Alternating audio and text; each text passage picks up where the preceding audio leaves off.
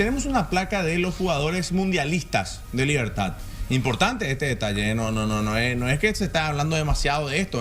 A ver, los jugadores mundialistas gumarelos. 8 extranjeros fueron mundialistas y jugaron por Libertad. Empecemos por los uruguayos. Fernando Alves, un arquero que pasó en el año 84 por Libertad, ganó la Copa América del 95 y fue titular en el Mundial del 90. Martín Silva, Rodrigo Muñoz, 3 arqueros en total.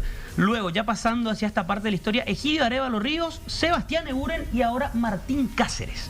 Son los 6 uruguayos mundialistas que pasaron por Libertad. El actual es Martín Cáceres.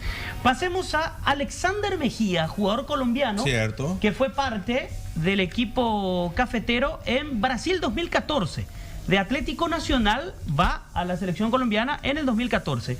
Y cerramos esta lista con el chileno Marcelo Díaz, también parte de la selección trasandina en Brasil 2014, jugó unos años en Libertad, fue parte del equipo que ganó el torneo de apertura con Daniel Garnero, tiempo atrás. Pero no tuvo mucha participación, se esperaba más, por ejemplo, en el caso de Marcelo Díaz y también de Egidio Arévalo Ríos, cuando llegó a Libertad, pero tuvieron poca trascendencia. Eguren sí tuvo un mayor destaque y el caso de Mejía. Mejía fue parte importante de varios equipos de Libertad. Muñoz jugó mucho tiempo. Y no, y ni qué decir los arqueros. En Libertad, Martín Silva también.